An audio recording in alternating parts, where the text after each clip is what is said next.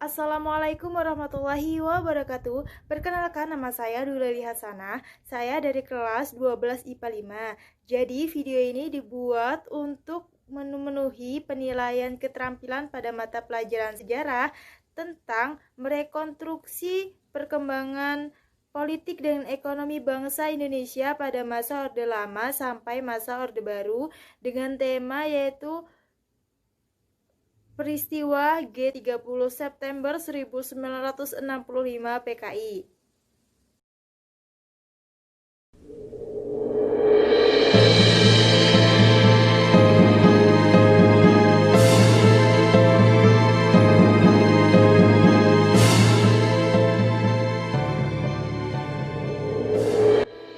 PKI merupakan partai komunis terbesar di seluruh dunia di luar Tiongkok dan Uni Soviet. Anggotanya berjumlah sekitar puluhan juta dari berbagai kalangan. Pada bulan Juli 1959, parlemen dibubarkan. Kemudian, Soekarno menjalankan sistem demokrasi terpimpin yang didukung oleh PKI. PKI bertanggung jawab bahwa dia mempunyai mandat untuk persekutuan konsepsi, yaitu antara nasionalis, agama, dan komunis yang disebut dengan Nasakom. Namun, gagal mengatasi masalah-masalah politis dan ekonomi yang mendesak. Pendapatan ekspor menurun, foreign reserves menurun, inflasi terus menaik, serta korupsi birokrat dan militer menjadi wabah. Peristiwa-peristiwa yang melatar belakangi gerakan 30 SPKI. 1. Angkatan kelima. 2. Isu sakitnya Bung Karno. 3. Isu masalah tanah dan bagi hasil. 4. Faktor Malaysia. 5. Faktor Amerika Serikat. Dan 6. Faktor ekonomi.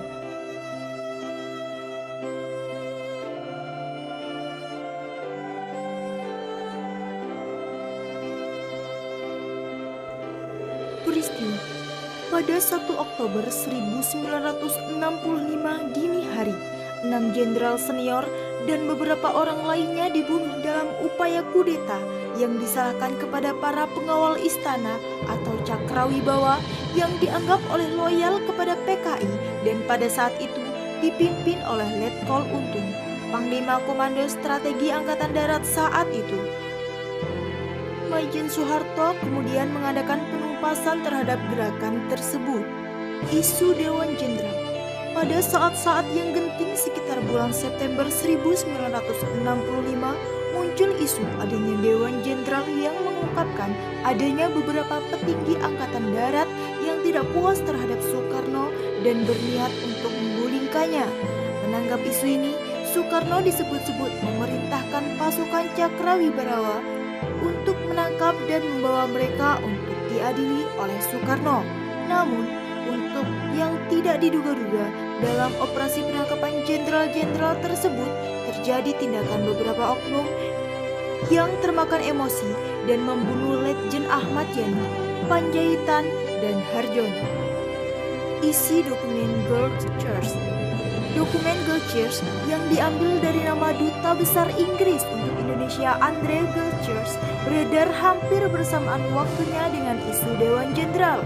Dokumen ini yang oleh beberapa pihak disebut sebagai pemalsuan oleh intelijen Ceko di bawah pengawasan Jenderal Ajayan dari KGB Rusia, menyebutkan adanya Our Local Army Friends atau teman tentara lokal kita yang mengesahkan bahwa perwira-perwira angkatan darat telah dibeli oleh pihak barat. Kedutaan Amerika Serikat juga dituduh memberikan daftar nama-nama anggota PKI kepada tentara untuk ditindaklanjuti.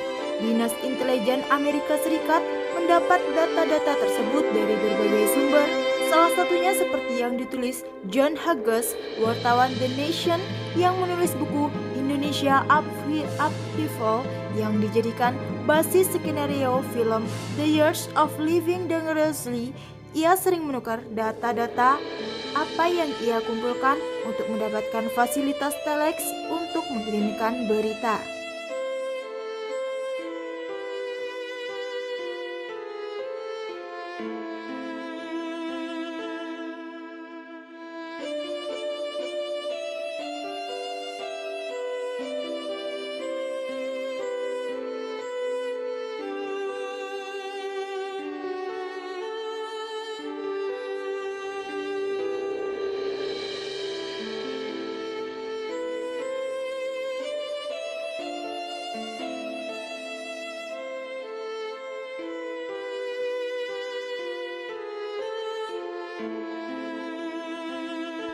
Jenderal TNI Abdul Haris Nasution yang menjadi sasaran utama, selamat dari upaya pembunuhan tersebut.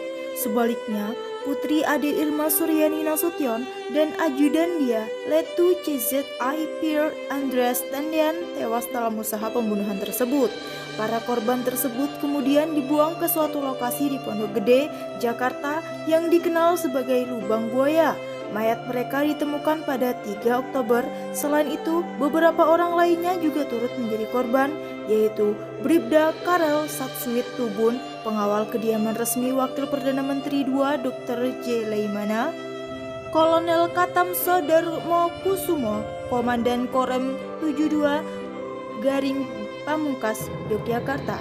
Ketiga, Letkol Sugiono Mangunwiyoto, Kepala Staf Korem 072 Garing Pamungkas, Yogyakarta.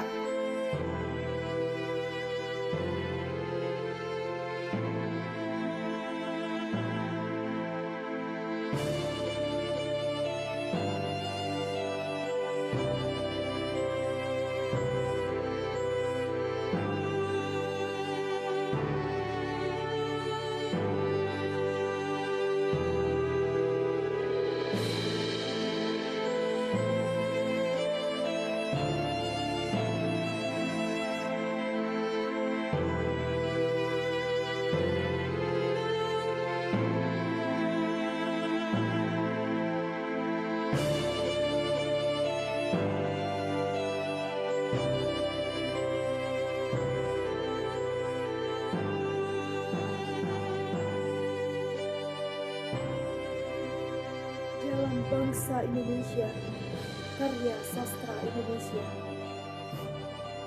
Malam itu takkan pernah ku lupa.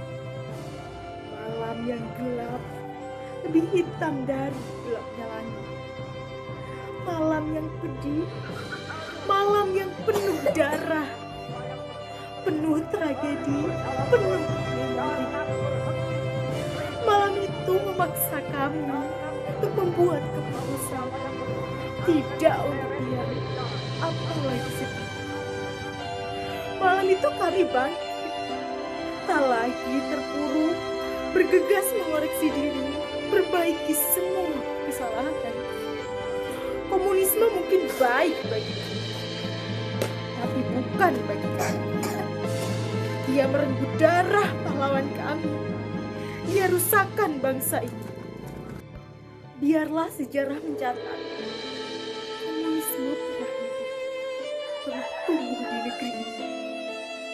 Tapi sejarah juga mencatat bahwa selamanya takkan pernah komunisme bisa diterima kembali. Kami bukan tertutup, bukan pula munafik, tapi kami sadar diri bahwa komunisme bukan Pancasialis, bukan pula Indonesialis, tapi kami sadar bahwa dia hanya sekedar racun. Terima kasih karena kau hanya singgah sebentar di tanah kami, tapi selamanya sia-sia. Dari bumi pertiwi, kami berjanji untuk mencatat halaman baru, penuh kenangan indah, penuh prestasi. Ini kami bangsa Indonesia.